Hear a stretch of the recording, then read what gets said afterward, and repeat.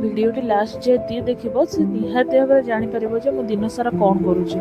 ଜୟ ଜଗନ୍ନାଥ ସାଙ୍ଗମାନେ, ସକାଳୁ ଉଠିବା ପରେ ମୋର ଫାଷ୍ଟ କାମ ହେଉଛି ମୁଁ ମୋର ନିତ୍ୟକର୍ମ ସାରିବି, ଡ୍ୟୁଟି ଯାଇକିନା ପହଞ୍ଚିବି, କେମିତି ପଞ୍ଚିଂ ଦେବି, ସେଇଠୁ ଆରମ୍ଭ ହୋଇଯାଏ ମୋ ଦିନ।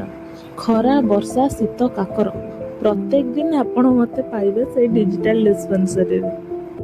ଆଚ୍ଛା, ଟାଇମ୍ଟା କହିବାକୁ ଭୁଲିଗଲି, କେବଳ 9ଟାରୁ 5ଟା ଭିତରେ। ଏବେ ଡ୍ୟୁଟିକି ରଖିଦେବା ସାଇଡ଼୍ରେ।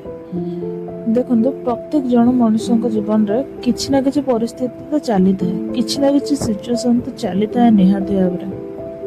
ଏହି ସିଚୁଏସନ୍କୁ ଆଖି ଆଗରେ ରହି ମୁଁ ପ୍ରତ୍ୟେକ ଦିନ ପହଞ୍ଚିଯାଏ ମୋ କର୍ମକ୍ଷେତ୍ରରେ।